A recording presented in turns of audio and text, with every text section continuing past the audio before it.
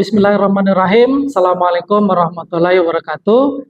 Saya Hasanuddin STMCS dari channel Pak Dosen Komit Komputer dan IT.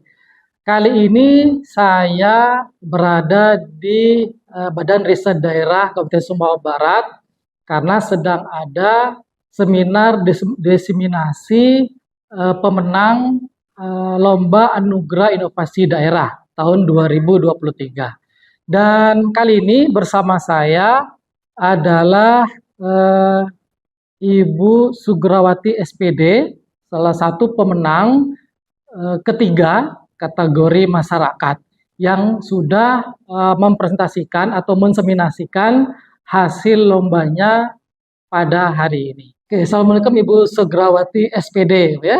Ya, waalaikumsalam warahmatullahi wabarakatuh. Kebetulan Ibu adalah pemenang ketiga ya untuk Anugerah Inovasi Daerah di Brida tahun 2023 ya di kategori masyarakat gitu ya. Dan kebetulan juga Ibu adalah kepala sekolah SMA 2 ya.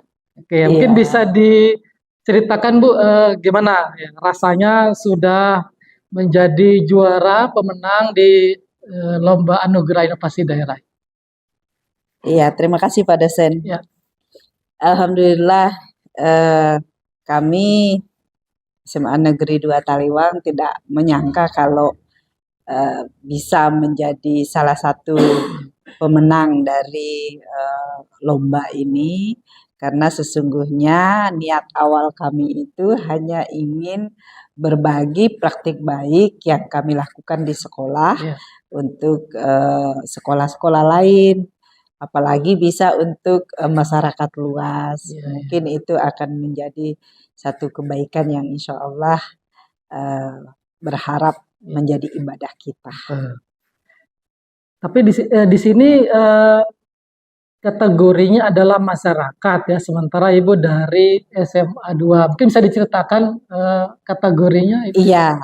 Nah, jadi gini, awalnya karena ini merupakan program yang kami anggap baik ya di sekolah, jadi ingin kami sharekan. Nah, ketika itu kami dapat brosur dari Brida KSB bahwa ada lomba anugerah inovator daerah. Ya, inovasi daerah. Ya, jadi kenapa tidak praktek baik ini kita dokumentasikan dalam bentuk mengikutkan lomba, sehingga nanti apa yang sudah kita lakukan itu bisa terrecord, bisa dibaca oleh orang lain yang mudah-mudahan ada manfaatnya. Jadi kita ikutlah lomba. Ternyata oleh Brida, karena kami ini dari SMA, SMA itu berada di luar kabupaten lah begitu, karena SMK itu kan di bawah dinaungi oleh dinas provinsi, betul. Jadi oleh Brida dimasukkanlah ke masyarakat. Saya juga ketika penilaian itu disampaikan surat pemberitahuannya bahwa Ibu masuk dalam kategori masyarakat. Kok bisa masyarakat? Saya bilang gitu. Saya pertanyakan kan, saya ikut kemarin atas nama sekolah loh. Ternyata alasannya seperti itu ya, karena SMA berada di bawah naungan dinas provinsi, jadi dimasukkanlah ke masyarakat. Artinya mungkin Brida Kabupaten Sumbawa Barat memberikan kesempatan kepada sekolah yang yang sebenarnya berada pada kewenangan provinsi, namun agar bisa diakomodasi untuk bisa ikut lomba, gitu ya. Dan akhirnya bisa ikut bersaing juga dengan pemerintah desa, tokoh masyarakat, dan alhamdulillah bisa menang juga. Iya, alhamdulillah. Karena saya lihat ketika itu pesertanya yang paling banyak itu dari masyarakat. Jadi saya melihat, aduh, banyak sekali ini pesertanya. Tapi ya itu dia tadi, kami memang niatnya untuk ikut mendokumentasikan saja. Ini kita dalam channel Pak Dosen Komit ini kita ingin berbagi inovasi karena tentu ini akan sejalan sekali dengan agenda yang sudah dilaksanakan oleh Brida kita, Kabupaten Sumbawa Barat, dan ingin kita gali dan kita bedah di sini, Bu, kira-kira ide inovasinya terkait apa nih? Ya, awalnya muncul ide inovasi ini ketika kami di SMA Negeri 2 Taliwang itu mulai di SK-kan untuk mengampu kurikulum merdeka. Ya. Nah, di dalam kurikulum merdeka itu struktur kurikulumnya ada disiapkan waktu untuk proyek penguatan profil pelajar Pancasila yang menjadi satu kesatuan di dalam struktur kurikulumnya. Nah, di PASI SMA itu ada 7 tema untuk P5-nya yang harus diselesaikan dalam durasi waktu 3 tahun belajar di SMA. Salah satu tema yang kami ambil untuk ikut lomba ini adalah tema bagaimana pola hidup berkelanjutan, khususnya terkait pengolahan sampah. Nah, kenapa kami sangat tertarik dengan tema ini yang lebih dahulu kami laksanakan? Karena kami punya masalah di sekolah itu, yaitu pengolahan sampahnya. Kebetulan sekolah kami itu kecil, lokasinya hanya 47 are. 47 are itu sangat kecil untuk takaran jumlah siswa 476 orang siswa. Nah, yang terbagi ke dalam 15 kelas itu. 15 rombel. 5 kelas 10, 5 kelas 11, 5 kelas 12. Dan itu masing-masing kelas memproduksi sampah setiap harinya. Minimal itu 2 bak sampah untuk satu kelas itu. Karena kita untuk program zero waste yang dicanangkan oleh pemerintah provinsi, oleh Bapak Gubernur kita itu ada program zero waste. Nah, di sekolah itu kami sudah menyiapkan bak sampah itu untuk sampah organik dan sampah non organik. Tapi ternyata tidak begitu memberikan dampak signifikan kepada pengolahan sampah di sekolah itu, karena pada faktanya anak-anak itu kita ajarkan, kita biasakan untuk memilah sampah gitu. Tapi pada saat diangkut itu disatukan lagi. Jadi seperti tidak ada manfaat seperti itu. Jadi kita masuklah di sini karena masalah yang paling krusial di SMA Negeri 2 Taliwang itu adalah sampah. Jadi kita memilih tema pengolahan sampah ini.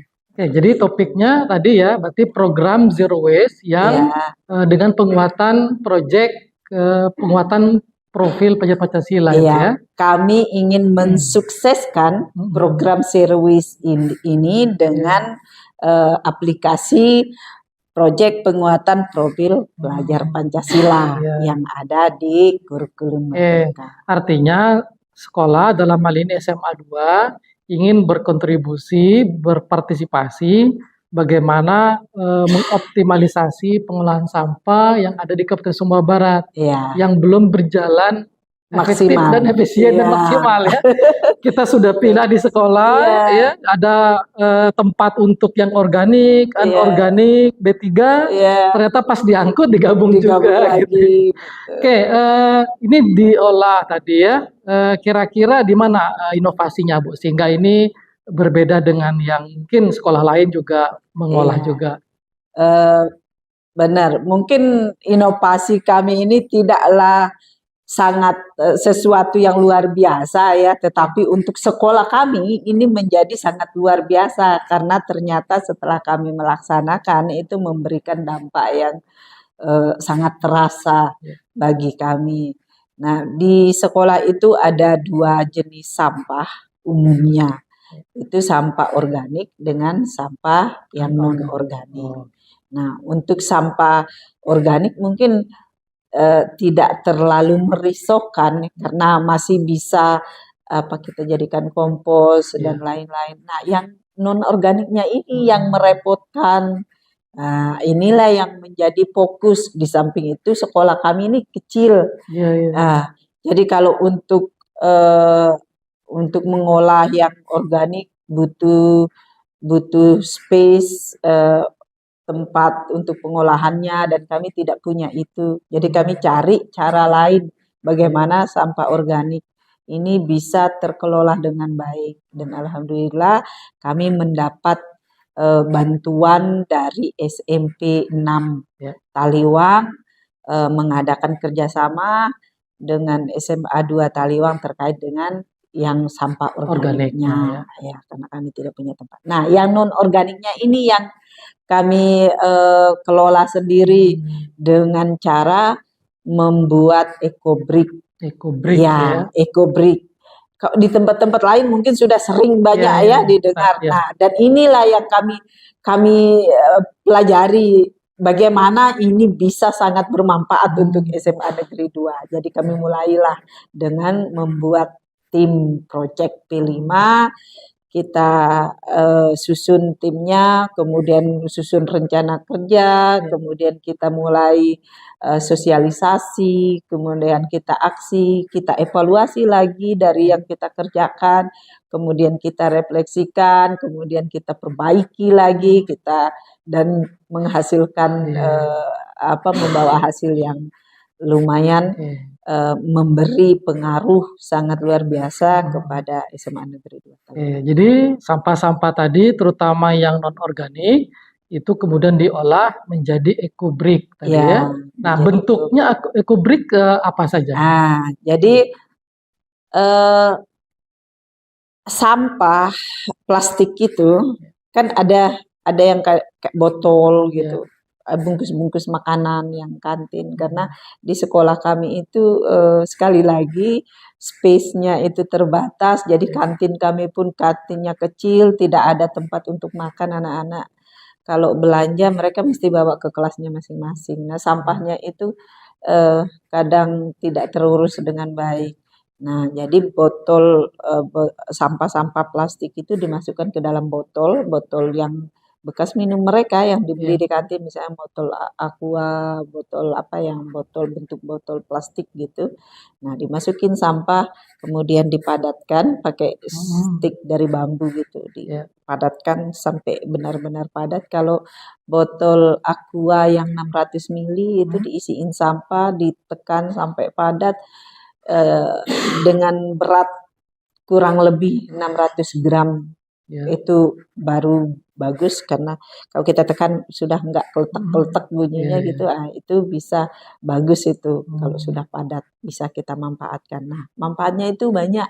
Kalau kami di SMA Negeri 2 Taliwang itu, kalau dia botolnya kecil itu bisa kami buat stool, tempat duduk, atau kami jadikan meja. Jadi kalau botolnya kecil yang 600 ml itu disusun 2 itu untuk meja, bisa langsung dipakai begitu saja, atau supaya estetik gitu, dibungkus gitu. So, itu tadi yang kita lihat itu ya, yang dipakai untuk di perpustakaan. Iya, jadi meja yang dibuat dari ekobrik itu, tempat duduk stoolnya itu tempat duduknya, kursinya itu dipakai di perpustakaan. Yang awalnya kita kalau mau bikin pojok baca misalnya di perpustakaan atau di ruang kelas, itu harus beli kursi atau apa, misalnya kita pesan, itu biaya, kita pakai itu, jadi bisa mengurangi biaya, meskipun masih ada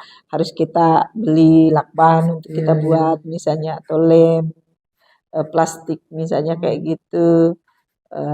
Tapi akan jauh bermanfaat karena kita dapat furniturnya, dan yang paling utama itu mengurangi sampahnya. Nah, itu dia. Iya. Termasuk yang kita lihat tadi di paparan Ibu tadi ada yang diukir-ukir itu juga Oh termasuk iya, ya, jadi bentuk itu lain ya. kalau sampah plastik itu dibuat ecobrick itu, Ya. jadi apa namanya, yang sampah kertasnya kita di sekolah pasti banyak kertas yang tidak terpakai yang sudah jadi sampah. Nah, itu oleh tim Project P5 beserta anak-anak itu dibuburin kertas itu, jadiin bubur, kemudian mereka aplikasikan pada skate yang mereka buat. Karena kita ini berada di Sumbawa Barat, jadi skate-skate yang dibuat itu skate khas Sumbawa, motif gitu ya, kayak piu, kayak luntu engan, kayak gitu, rempung, dibuat. Kemudian diaplikasikan bubur kertas tadi itu ditempel mengikuti pola, kemudian mereka kasih warna lukis, apa namanya, cat gitu, dikasih cat. Dan ternyata pada saat kami melaksanakan pameran karya itu ada yang beli dengan harga yang fantastis, seukuran sampah ya. Jadi berapa waktu itu? ada yang kecil tadi seukuran ini, itu 500.000 satunya itu dibeli. Intinya banyak manfaat ternyata dari sampah itu ketika kita mengelolanya. Sudahlah sampahnya berkurang, gitu ya, menghasilkan uang, gitu. Dan siswa maupun guru juga ini ya. Ibaratnya mereka kita ada perilaku yang berubah. Betul.